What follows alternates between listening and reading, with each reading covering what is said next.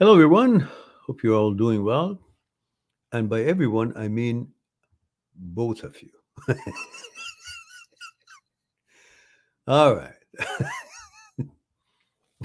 We have Thomas here. Says, hello, man. I have. Okay, you can read it yourself, guys. And I read it myself.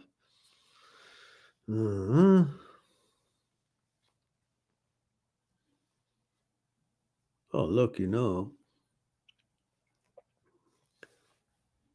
sometimes, you have an itch on your arm and you're in the middle of drawing a special painting that you're clearing all the lines and you have this itch in your arm. What do? You mess up the painting and you go for the itch, or the itch is here and you go for the itch and you mess it up, or what are you going to do? You got to train yourself that you will not respond to urges just because you have an urge. What if this urge was to overeat, or this urge was to do something horrendously wrong? Like, I don't know, you say something inappropriate to a lady passing by and you have this urge. The urge is not an evidence or a justification for something that you are not supposed to do. Urge does not justify anything that is not in line with your values, or you think it's not good for you, or it's not healthy. What if you have an urge to have cocaine? Are you going to do it? No, you have certain rules for health and order in your life. So, urge or no urge, you got to see what's good for you. Remember, we always said you got to be careful. If you think something is going to make you feel good, you're going to make sure it's also good for you. Hang on. Let me clean this. You can't just do things because you think it's going to make you feel good. You have an urge for smoking. It's not good for you. Urge for maybe using drug. It's not good for you. Urge to something inappropriate to a lady passing by. That's not the right thing to do. It's not good for you. Urge to watch these things that you say, but it can mess up with your regimen and you have a reason not want to do it. So this business of you constantly trying to find an excuse for something that makes you like, enjoy or something, then you got to, that's on you. You can't just deviate from what is a protocol to achieve success in something that you set out to accomplish and then expect it to still go ahead as it was, as it should. No, it won't.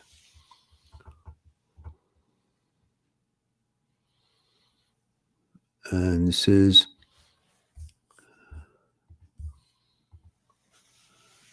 huge improvement. Why do you think it's hard to not go back to it? It's not hard. You think it's hard, but it's not hard. What is it hard? If you focus on the effect of it on your health, effect of it on what you want to accomplish, how it derails what you want to accomplish, how important it is that what you want to accomplish, it's not difficult. When you see the value of it, the purpose of it, why you're doing it, what's your plan, and it's not difficult. But if you think about, I'm depriving myself from certain pleasure, even if that pleasure is going to make me addicted to some shit that is not good for me, well, you got to use your logic. That is on you and up to you. And we have Princeton here. It says, hello, Mehran. Won't be able to catch you live this time around, but I wanted to leave a message here to say hi again and to send you all my positive energy. May the force be with you. Thank you very much. I appreciate that. May the force be with you as well. And thank you for thinking of the channel and stopping by and saying hello. Now, we have gained 50% of our audience. That means we are now from 2, 3. A huge improvement. On that note, I will celebrate with a piece of chocolate.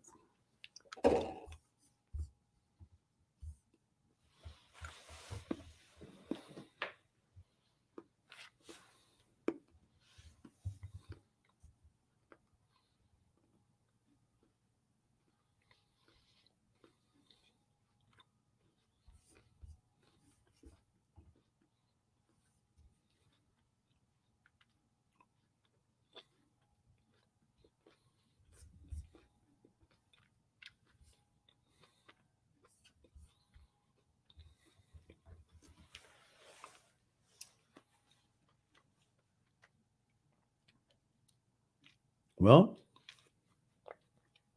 the channel is open. You may write your questions. And if you don't have any use for me, I can go on, watch your favorite program instead of hanging out with you guys. If you're so quiet.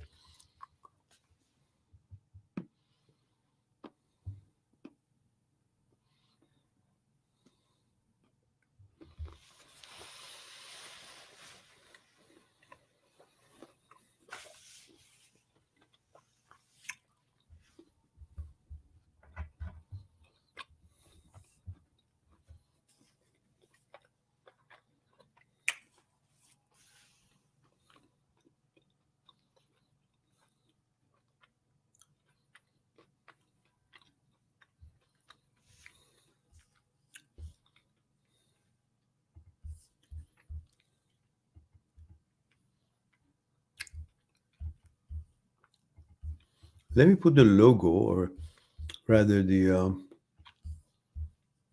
something I came up with for a live stream up here.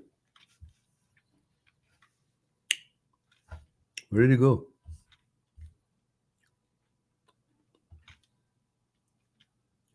Why did it show up?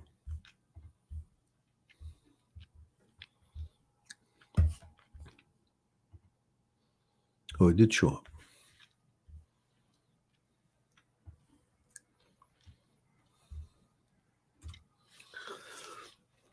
And S. Singh is here. It says, Mehran, what is your Singh, age, gender, where are you tuning in from? Please, first, you've been here before. You know our protocol. I need to remember your age and where you're tuning in from. I'd appreciate that. And I read your question while you do that. Singh says, Mira, what is your take on chronic anxiety?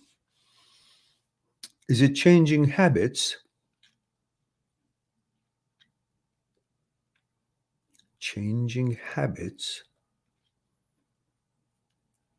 You mean the reason for chronic anxiety? You're trying to say that because you're changing your habits, you're getting anxiety? Is that what you're saying? Make it clear for me. I'll get back to you. I don't know how to allow myself to relax. All right?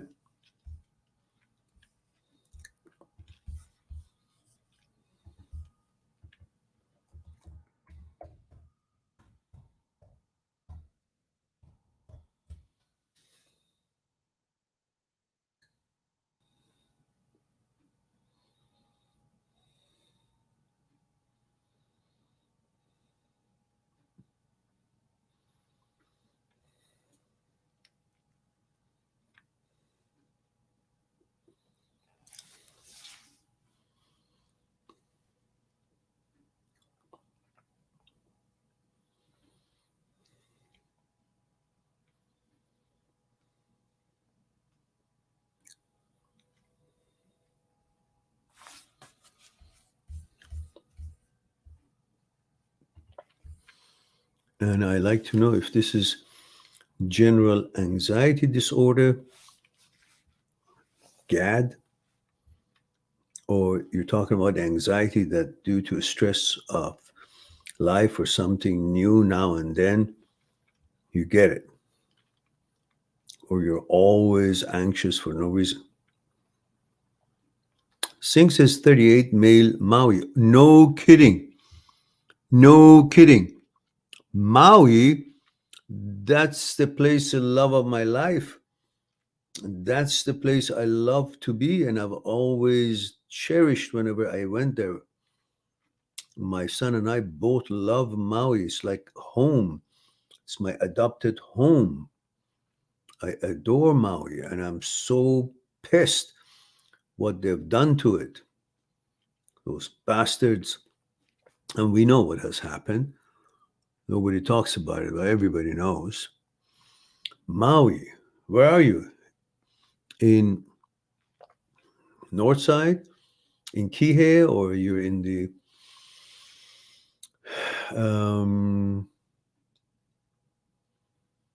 or you're in Lahaina area?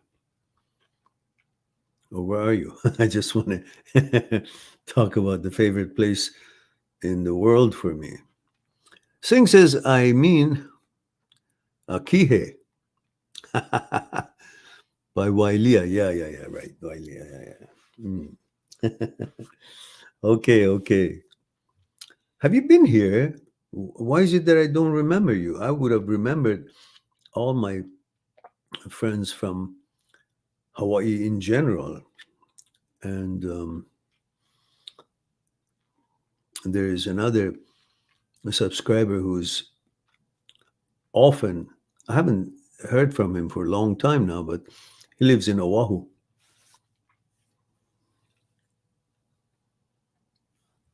Okay, so let's get back to your question. Singh says, I mean, I worry all day where I cannot enjoy anything. Can't watch TV as I'm internally stressed. I cannot enjoy any moment as I'm thinking what could go wrong in that event. Mhm. Well, as you know, I'm not a therapist. I'm not a psychologist. I'm not a psychotherapist. But I'm more than happy to share with you what I think on the spot. Anxiety is also a thought based. If there are no thoughts, no thinking ability, there would be no anxiety. But the fear of what it could be for something that your brain conjures up or you conjure up, and the consequence of that, and that interfering with your values as far as your reputation, consequences, comfort in life, whatever it is for you or your family, then it causes you concern, while none of the anxiety things that you're fearful of has yet shown up in actuality. It's a thought. Because one of the things that you should remember, anxiety only happens when everything is okay. Like nothing has really, in actuality, gone wrong. Because when something happens, you're busy dealing with it.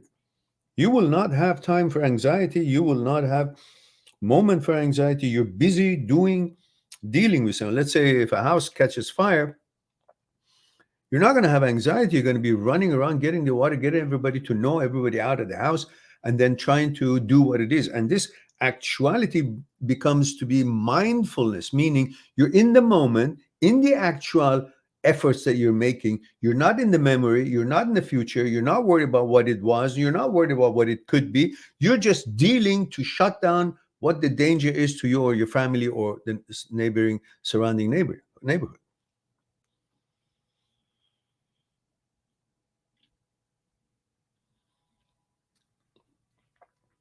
Anxiety is when everything is safe. That if there was no actual fire happening, then you could have anxiety. What if fire breaks out here? And because it hasn't happened, you don't know where the solution is. You don't know what fire to put out. You don't know how to manage it because it's not there to manage. That's why anxiety is there, because everything is safe, nothing is going wrong. So there is nothing you can remedy, because we are solution makers. We want to fix things. And if there is a danger, we rush into save, make it happen, make it good, and protect everyone and whatever it is that we need to do to get that danger away. Whatever it may be, a ferocious animal, a truck hitting the car, hitting the, I don't know, the house, or whatever it is. But when it's not happening, it is an idea. We have no physical thing to represent the result of that, what we conjured up, in order to do something about it. That's why there is an anxiety. There is no enemy to be seen to remedy it. So whenever you get anxiety, you can use it as a signal that everything is okay. Because if it wasn't okay, you wouldn't have anxiety. You'd be busy doing things, solutions, fire, I don't know, whatever it is that could be causing the anxiety. You'd be busy solving problem, remedying it. But when there's an anxiety, that means there is nothing to manage. Nothing bad has happened. And living in the moment means if nothing bad has happened, that means let's enjoy the moment because it's all good. And if something does happen, I'll see it, I'll feel it, then I deal with it. And always remember, anxiety is a thought-based. It's rooted in thoughts, not in actuality. Actuality doesn't have anxiety. It has fear, danger, sense of danger, and then you will do something about the danger. Ferocious animal attacking you, a truck is about to hit you, something it's just about to get fire, you run to do something with it. There is no anxiety. It's all about facing the challenge. Anxiety is when there is no challenge, but you want a perfect world. You want things to be status quo, and you just want to hold on to this, what everything is good, and you worry about what if it's not. Well, what if it's not? It's just a thought. In fact, everything is okay. There is no what if it's not. If it's not, then it's not an anxiety. You got to do something about it. So again, every time you feel anxious, you say, Good. Everything is okay. There is no danger. There is no problems. And if something really did happen that was a problem, then you'll deal with it, but that's no longer anxiety. So you reinterpret anxiety to its factual meaning.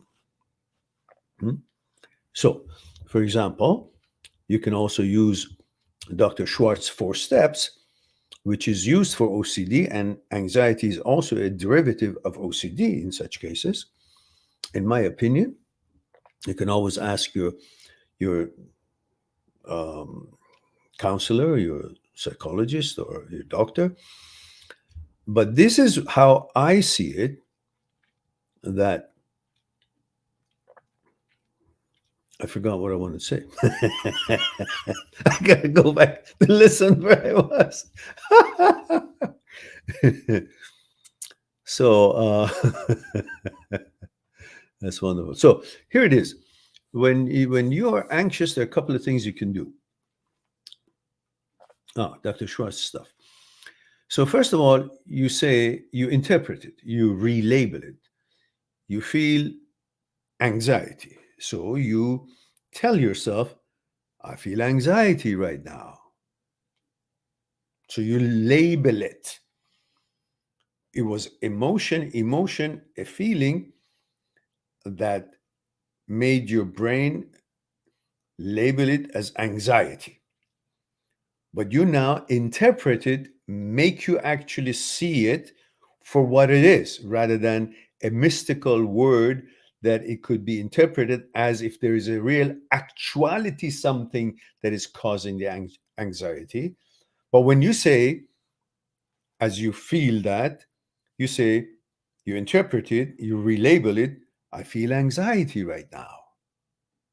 Oh, I just said it. I feel anxiety right now. So what I'm feeling is a feeling of anxiety. Then you say, I reframe it. Step 2, I reframe it. Is there anything wrong? Is there something wrong? Or I'm feeling something wrong? There is nothing wrong. I'm feeling something. So now you cognitively are analyzing it and introducing this feeling to you in words and in actuality to get to the bottom of it, that you can see there is no actuality of this feeling of anxiety, because you felt it and you said to yourself what it is. And you said, I'm feeling anxiety right now. So you pronounced it, that it's a feeling of anxiety right now. So no mystical feeling of anxiety right now. Then you reframed it. Is there something wrong? Or am I feeling something wrong? Obviously, there's nothing wrong. I'm feeling something wrong. So it's internal. Yeah? Nothing really happening. It's mental. Huh? It's conjuring up, thought-based.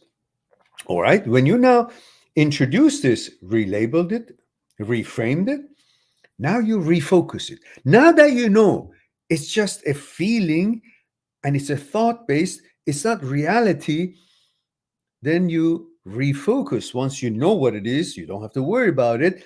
Refocus your attention from this whole thing that the brain has created to something positive that you create in the actual moment, which is as simple as something very simple, very, very simple, like drinking tea.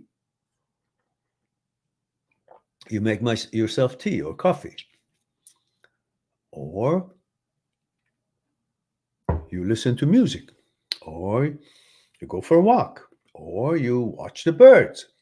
You refocus this attention that was being dedicated to what the brain's garbage was and creating all that. You refocus to something kind, soft, nice, enjoyable, safe. Enjoy, I don't know, a candlelight. I just put a candle on tonight and it's very nice, very relaxing. Or you have a piece of chocolate. And you focus on. So you refocus. relabel, reframe, refocus. When you do all these three, then the brain, which is you in here, in this case, revalues that was suggested to you as anxiety. Now it revalues after your introduction and interpretation and refocusing, revalues the whole thing. So, okay. False alarm, nothing's happening. I feel all right. So you switch this brain's activity, which is pretty much, you have created a habit of amygdala becoming overactive, because amygdala wants to protect you. And when it's overactive, it causes all these fictional dangers which they don't exist, but then it's an idea in order to prepare you to be ready to protect yourself and your family, when actually there is nothing. It just does that because it thinks you got to keep you alert just so to protect you, but it doesn't know how. It's just overdoing it. It's a little overzealous. So through this, you calm it down, you prove to yourself and the components involved in the brain that everything is hunky-dory. This was a made-up false alarm, as all anxieties are false alarm. If there's a pain, if there's symptom, you talk to your doctor, let's say, then they'll say, this is what it is. You've got bloating in the tummy and your pain is because of that. But if there is no symptom of the pain or bloating, and you think that you're bloating and you think that you want to fart, well, you're just going to keep looking for it, but there's none. Why? Because it's a thought base. It's anxiety of farting. But there is no fart. So you'll be waiting for it, looking for it, because you have accepted and believed the brain's conjuring bullshit that there is a fart in your tummy. And because there is none, but you believe the bullshit, you're not anxious. When is it coming out? I'm going to go to a meeting. How can I go into the meeting when a fart is going to be burst right in there? It's going to be embarrassing. So that anxiety is because you believed the thought.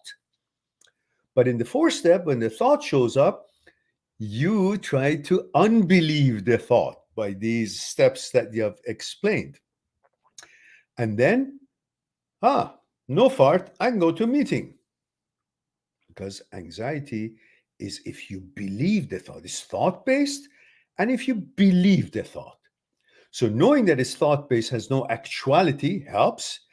And the fact that you interpret it and so on, and it helps you not to believe what actually doesn't exist.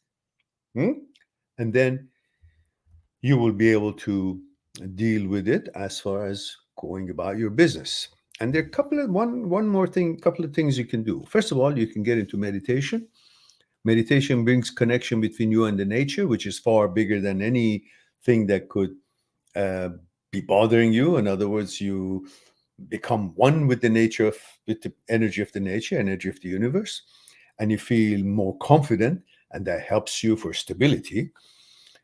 As your daily regimen, you meditate whenever you want. And I have instruction for meditation. If you just go on my search engine and put in meditate or meditation, you'll see a bunch of them. One of them is like 29 minutes, which is a live meditation, guided meditation I've done with the people on live stream. And it tells you exactly how to meditate and enjoy it and so on and so forth. And you can do that to get more and more stronger, further and further, and also become more confident by connecting yourself to the universal energy. But there's another thing that you can do right away whenever you feel anxiety. Plus the stuff that I just told you, you also can use the two system of breathing that we have. Pre-Butzinger complex is the system that helps you to breathe normally. However normally you breathe during the day, that's coming from a system called Pre-Butzinger complex. And then there's another system which allows your lungs, allows you, the lungs that are involuntarily, it just happens by itself without your interference, it allows you to manipulate this Pre-Butzinger complex system of breathing normal. That's the same system that allows you to breathe and regulate your breathing when you're laughing or crying. You know, you're crying, but it allows you to change the breathing rhythm. And when you laugh, and it allows you to change the rhythm of laughing while you're laughing, allows you to change the rhythm of breathing, and you can breathe while you're laughing. That's um, prefacial, prefacial nuclei, I believe that is what's called. But anyhow, the name of it doesn't matter. I just want to show you guys how smart I am. Putting this in. Parafacial nuclei. That's what it is. And that allows you to manipulate your breathing rhythm. So this is how you're going to do it. You're going to use the first one, prebiotic complex, doesn't matter the name. You just breathe as good as you can. And before you exhale it, you put another breathing on top of it using the other system, parafacial nuclei, which allows you to do another breathing because you've already done this one. So when you do that, you hold for a few seconds and you exhale through your nose or your mouth gently, like slowly, not all of a sudden. So this is how it's going to look like. Right?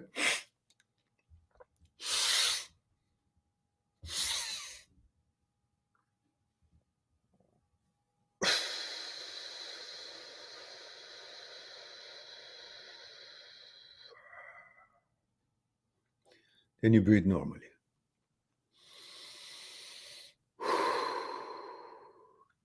One more time. 2 breaths, one on top of the other one.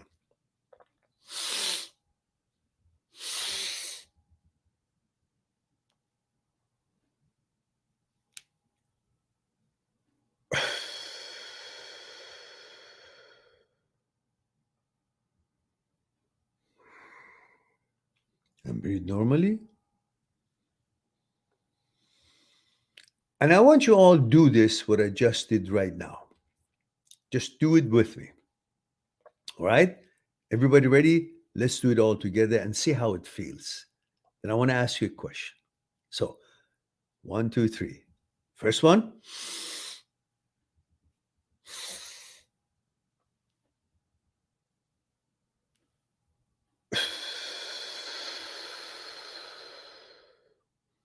Breathe normally.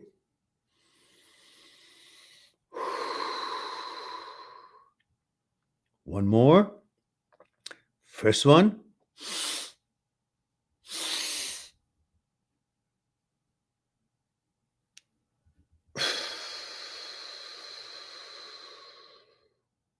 Breathe normally.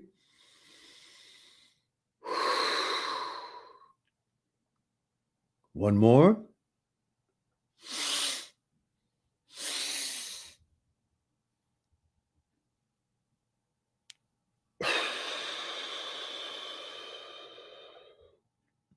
Breathe normally.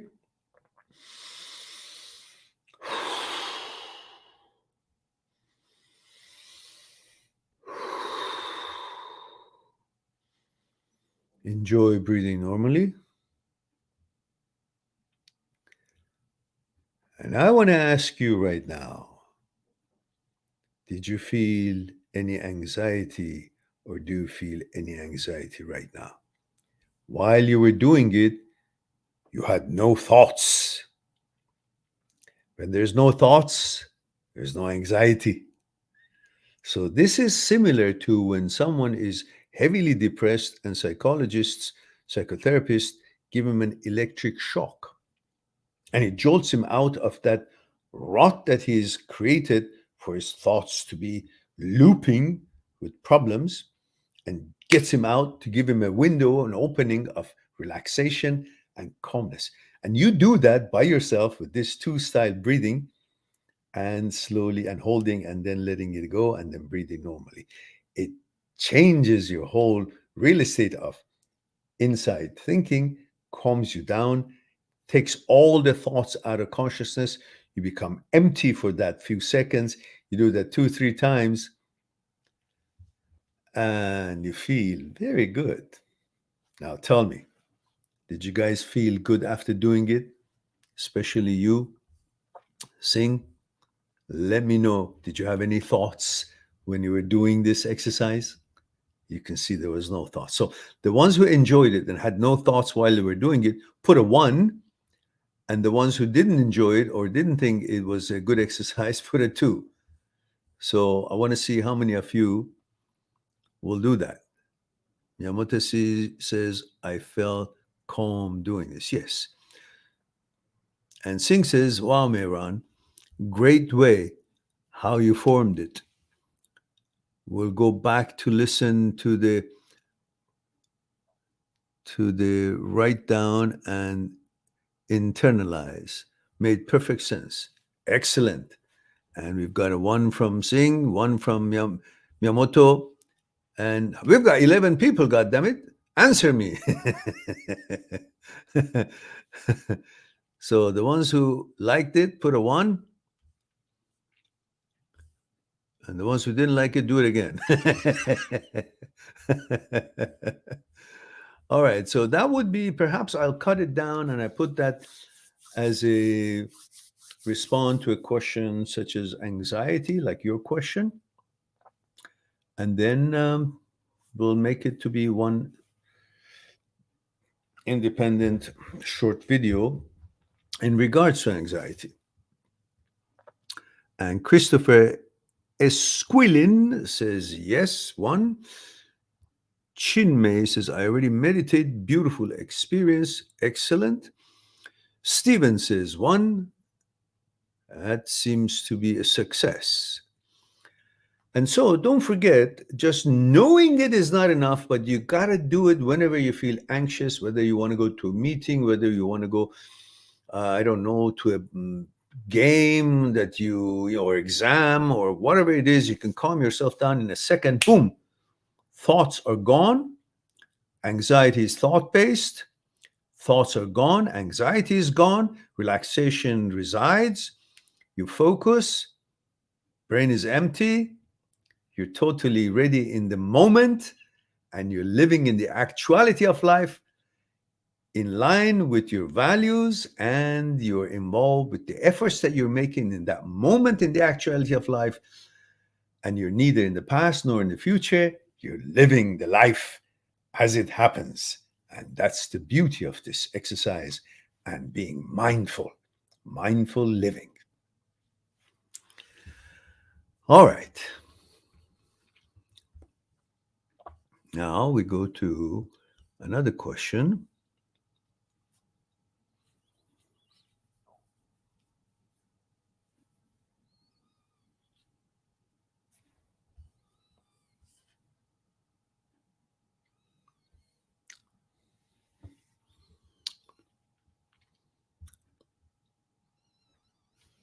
Saumya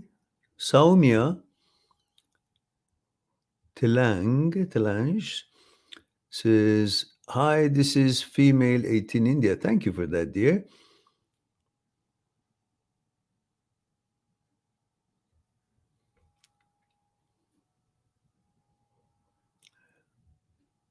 I'm not sure what you mean, Soumya, but anxiety is anxiety, all the same.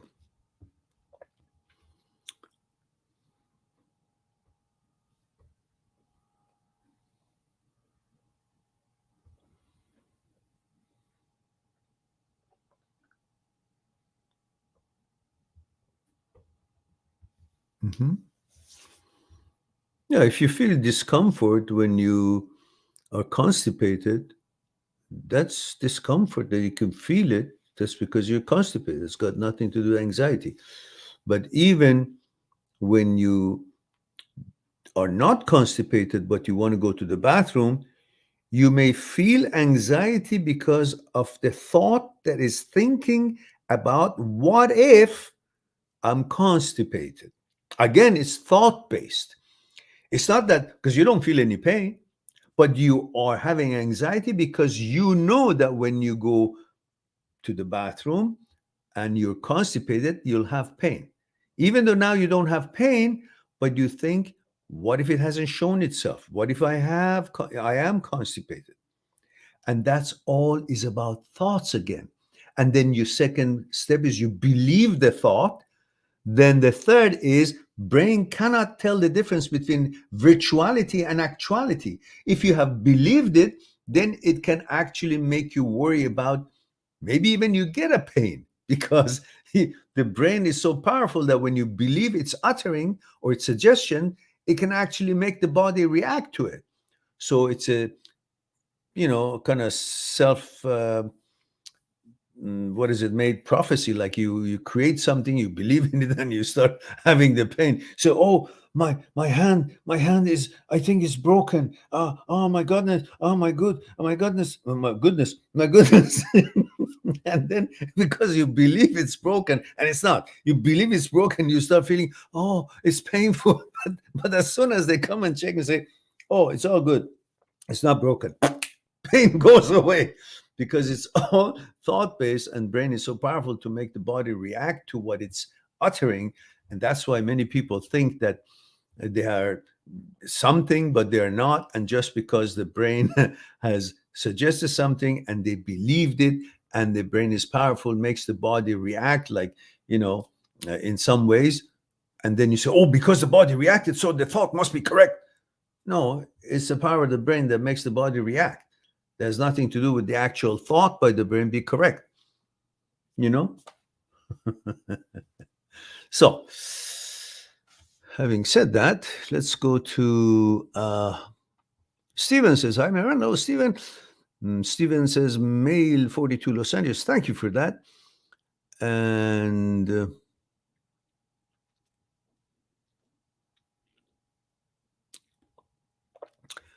what question is it that Joseph Thomas is saying, please answer my question? What question? I already answered yours. It was the first one.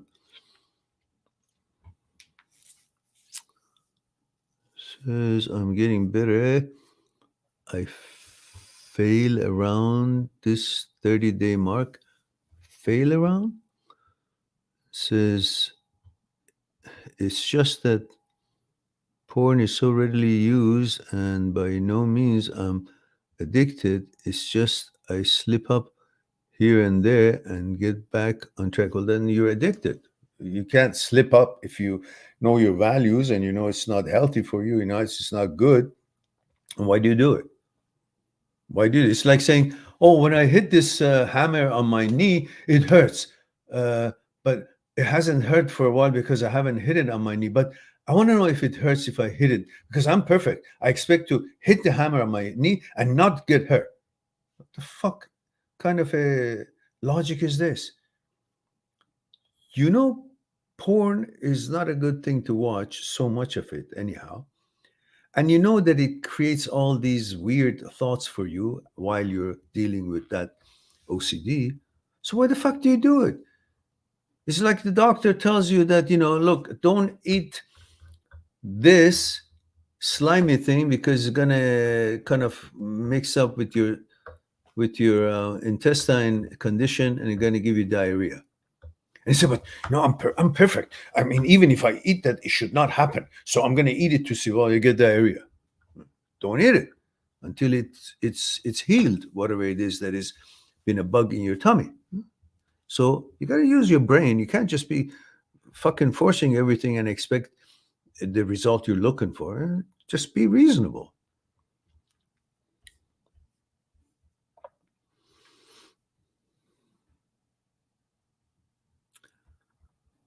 All right.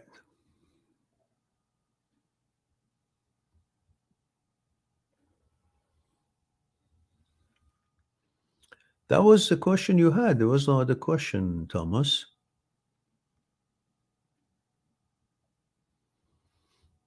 Who says that I was watching, that you're asking these questions? It says, how did you completely stop watching porn and all of that? Who says that I was watching so much of it that I needed to watch? No, just simply so that's useless. It's not real thing. So why would I waste my time? Get excited for what? Somebody's fucking somebody else. Why should I watch watch the guy fucking the girl? What am I getting? So it's very logical.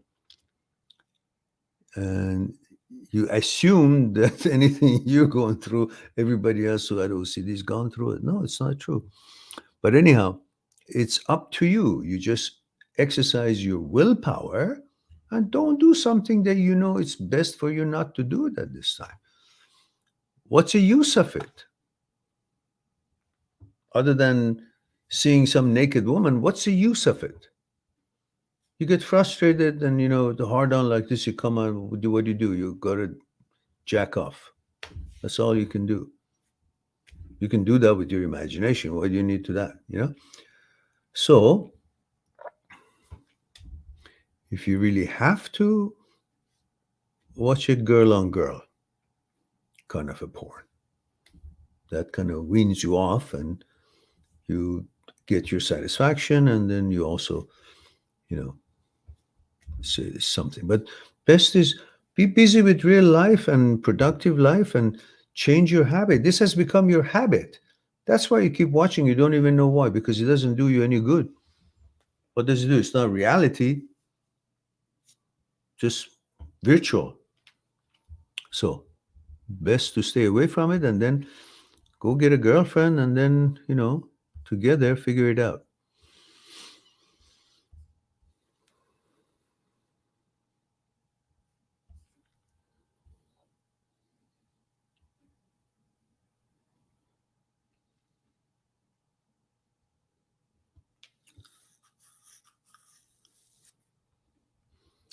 Miyamoto says, hi, Miran, male 18 from India. Hello, Miyamoto.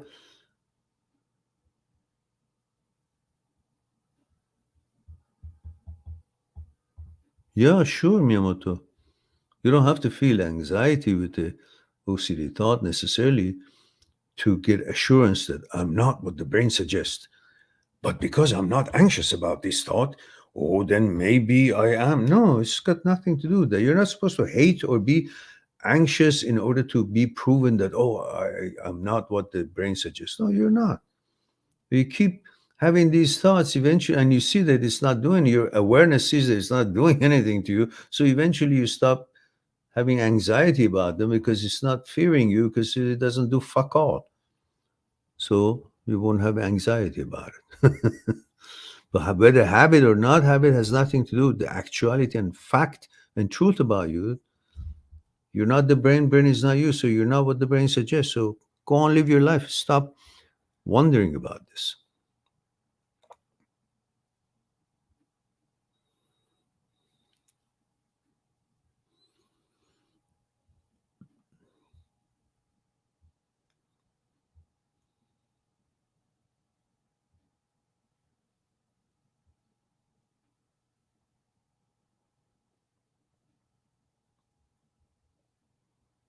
No, I mean, you're going to a different tangent. It's got nothing to do with anxiety. You got OCD, you got OCD. When you focus on the action of OCD, you have no anxiety with OCD. There's no anxiety with OCD, not for everyone. So you just use the fourth step for the action that the OCD is suggesting for you to, like, thinking your hands are dirty. Is my hand dirty? I'm thinking it's dirty. I'm feeling it's dirty. You just relabel it, you refocus it. Don't watch it. Go do your thing. Don't do the compulsion. And Steven says, walking my dogs again. It's late, but it's nice and quiet. Ah, wonderful. Chinmay says, sir, can anxiety and OCD lead to you feeling disconnected to the reality? OCD and anxiety disconnecting you from reality? No, you always know reality is there because you have to deal with it, because that's the only field that you can deal with anything. You can't deal with anxiety in your brain because you obviously have a false feeling of something is wrong, which the fourth step helps you to clear that. But you clear that in the real world because the third step, first and second step, is all about now. And the third step is refocusing to something that you're going to be doing now. So you're connected.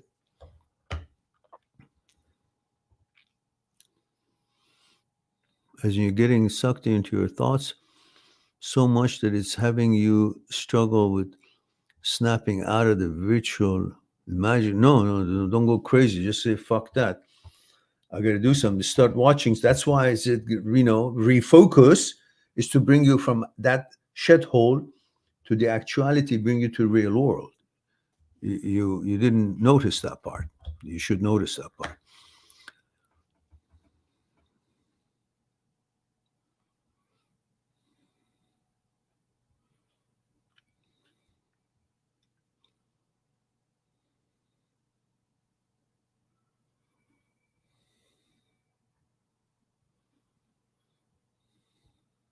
Yeah, fine. You can relax and imagine things when you're listening to music. That's fine. But when you see that it's taking you somewhere that is just useless or cumbersome, then you do the double breathe and the exhale, hold and exhale, and you come back to reality.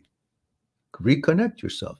Don't allow this happen too often. You keep reconnect yourself, bringing yourself here, and then you get into this will be your default setting rather than your imaginations and following that kind of a thing.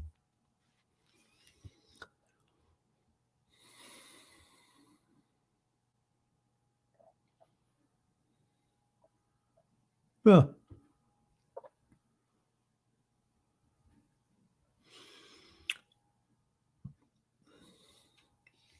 Yeah, well, you don't know when you see something is not suitable to you, then when listening to music or looking at a, I don't know, light tube or something, you said, tube light, and you doze off and you go to saying, okay, well, then don't look at the tube light. Or when you look at it, snap yourself out of it and start doing something, or focus on some other imaginations when you're listening to music, not the kind that's going to take you somewhere that you feel lost or whatnot. Just be a little bit controlling in where you're about to go. It's no different than when you're driving and you see 5 or 6 different roads, and one of them is very dark, one of them is less dark, one of them is less dark, one of them is clear bright. So obviously choose, don't go to the dark one or less dark one, go to the bright one. So you have choices.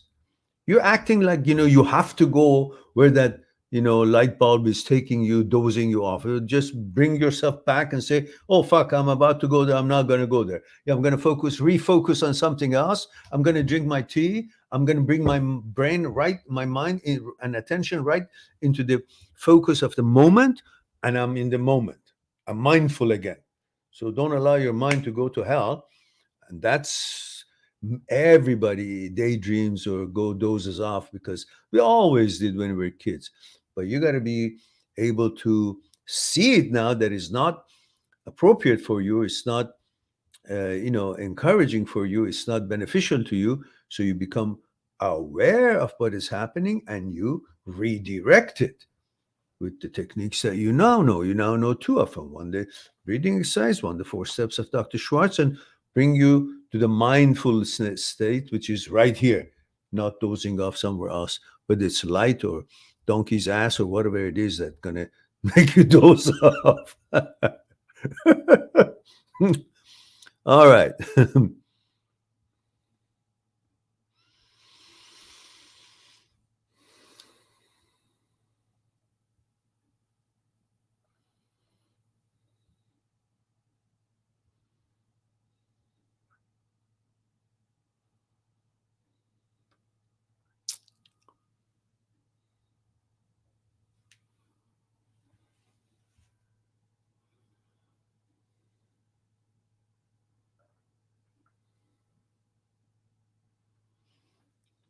And Stephen says, Maren, I don't want her anymore. And I've come across beautiful woman at work. I think one of them likes me. But since the breakup, I feel my confidence is down and doubt myself. Well, you have a choice here. Believe your bullshit of my confidence is down because nothing has gone down. You think is gone down. You think it's a thought. It's not a reality. In reality, your dick is still a dick and it functions when you want it to function and focus on the desire that you have. Hmm? So that confidence that she left me so nobody loves me, shit left you. That means now everybody loves you because you're no longer with shit. That's how you should. Shit left you. So no longer you're kind of a guy that runs around with shit. Now you're confident because you've now gone to someone who doesn't put you down, doesn't belittle you, is affectionate and wants to be affectionate, appreciate you. Those are what makes you feel confident. That shit piece was not making you feel confident when you were with her. Now that you've got rid of that, definitely you're more confident than ever before. But you're under the illusion of believing that that piece of shit had anything to do with your confidence level, or if it had any kind of a quality that you should be running after it. On the contrary, now you're free to see who you are and how you can please someone who appreciates you, pay attention to them, and live a normal life rather than constantly having to deal with someone who doesn't have enough confidence, therefore keeps putting you down or cheats on you in order to make herself feel elevated because they were incapable of actually in the relationship doing things that makes them feel valuable, elevated by also appreciating your companionship and your involvement in their lives. So it was on them, lack of their ability to appreciate, and now you got rid of it. You're free to go on and fly and offer your wonderful character to other women, appreciate them, and let them appreciate you. Hmm? Don't fall over them. Just let them see, appreciate you, and to the level that they will show you, you will show them. You know? Hey, show me yours, I show you mine. That's the sort of thing you tell her. So, yeah. If you want to doubt yourself because you stepped in shit, now you're out of shit. So there is no doubt. You make sure you don't step on shit anymore. That's all. Simple. And you watch the video that I just uploaded today. You need to watch that. And here's the link of it. So the ones who would like to watch that, go watch it. There are 3 wonderful videos that I uploaded this week. And I'm going to put all 3 of them here. 4 of them. There are 4 videos. I'm going to put them all here. And you guys are welcome to watch it. It's all about relationship, breakup. That's number 1.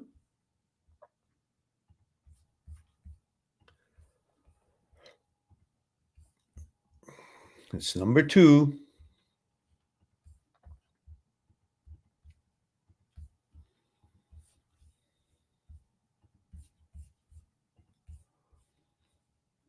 It's number 4. I'm sorry, number 3.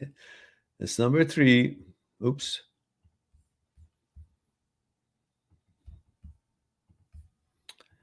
And here is, drum roll, the one that I loaded up today. It's something that definitely you, Stephen, should watch. There we go. Watch all 4 of them at your leisure. Enjoy them. I think, and I'm unanimous on that. I'm not biased. I think they're brilliant, for heaven's sake. Watch these 4, the ones who have broken up or still reminiscing on the bullshit. And the last one is also interesting and also enough ideas for you to ponder. And I'm sure you'll get a kick out of it because it tells you exactly how it is. All right, guys, it's 1 hour and 2 minutes, and I've answered all the questions. it's time for me to watch some other. I'm actually watching this program that is they're getting these old cars and they're revamping them, making them brand new, design them, change them, and all. It's actually fun. And they have to sell it, and they go buy it from junkyard, some old car, and then bring it, and they make another one, and they get it's quite actually fun. All right, guys. I thank you very much for being here. I love you all. Thank you very much for being here, giving the opportunity to share a thing or two with you. Please make sure you promote the channel any which way you can. Talk about it on your chat lines, whatnot. Share the videos you like on your social media. Help this channel to get more exposure. I don't think YouTube really helps us to get exposure. I may be shadow banned because of the topics that we talk about. I don't know what it is, but we don't get circulation. So help promote the channel before it dies. I love this channel. I love all of you. I want to do more for you all, and I want to come up with new videos, but it all takes more of an encouragement, more audiences, and of course, more support, financial support for the channel. When we have more subscribers, we may end up making some money from the videos and the ads that YouTube puts on them. So I need you guys to be active, promote this channel, invite your friends, whoever is hurting, going through OCD or going through breakup pains and all that, and then we will get somewhere together. So I look forward to our next live stream. In the meantime, be good to yourself, and to the others, I'll talk to you soon. Bye for now. Subscribe on my channel, visit my channel, and go through the videos that you might be interested in. Mind@seekstruth.com, making it one step away to talk to me one-on-one on Skype and discuss what's concerning you. I'll talk to you soon.